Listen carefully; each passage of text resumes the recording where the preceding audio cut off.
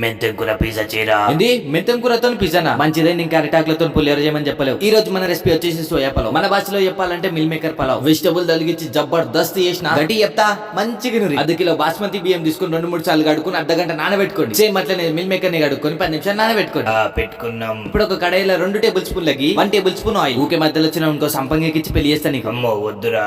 సర్లే కానీ చూపిస్తున్న మసాలాలు అన్ని వేసుకోండి. వేసుకొని అవి కొంచెం వేగగానే ఒక ఉల్లిగడ్డని కట్ చేసుకొని వేసుకోండి. అరే నేను కలపాలా? ఎట్లుంది తెలుసా, జీతం లేకుండా తోడేలు గొర్రెల్ని కాస్తానదంట. నువ్వు చేసే వంట మొత్తం పెంట్ అవుతుంది. ఉల్లిగడ్డలు కొంచెం వేగగానే 1 tablespoon ginger garlic paste వేసుకొని పచ్చి వాసన పోయేదాకా కలుపుకోండి. తర్వాత 4 నుండి 5 గ్రీన్ చిల్లీ, మెడికల్ పక్కన దొంగతనం చేసిన ఆలుగడ్డ ఒకటి, కచ్చిర డబ్బాలకి లేరుకొచ్చిన క్యారెట్ ఒకటి, ఫ్రెష్ గా దెంపుకొచ్చిన ఏంటి తాతివి ఇవి బీన్స్ రా.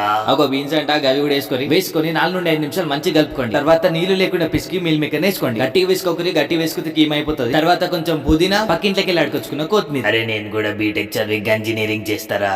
అది గంజినీరింగ్ కాదు, ఇంజనీరింగ్. తర్వాత 2 టేబుల్ స్పూన్ల సాల్ట్ వేసుకోండి. ముక్కలకు పట్టేలాగా మంచి కలుపుకోండి. అట్లా కలుపుకోవడం అయిపోయిన తర్వాత 2 కప్పుల వాటర్ పోసుకోండి. ఎందుకంటే మనం 1 కప్పు రైస్ తీసుకున్నాం కాబట్టి 2 కప్పుల వాటర్ పోసుకోండి. ఇట్లా నీళ్ళు మంచి ఉడుకుతున్నప్పుడు నానబెట్టుకున్న రైస్ మొత్తం వేసుకోండి. ఒకటి జాగ్రత్త, గంట కన్నా ఎక్కువసేపు నానబెట్టుకున్న రైస్ కి 1 కప్పుకి 1.5 కప్పు వాటర్ పోసుకోండి. మీడియం ఫ్లేమ్ లో ఒక 10 నిమిషాలు ఉడకబెట్టుకుని ఇట్లా దగ్గరికి అయిపోతుంది. అట్లా దగ్గర కాగానే మూత పెట్టి స్లో ఫ్లేమ్ లో 5 నిమిషాలు వదిలేయండి. 5 నిమిషాల తర్వాత మూత తీసేసి గుమ్మగుమ్మలాడే పలావ్ రెడీ అయిపోతుంది. ఇంకేముంది, రైతా వేసుకుని గుమ్ముడు ఎవ్వడికి నెడిది లేదు. మేము ఉంటున్నాం ఇక బాయ్.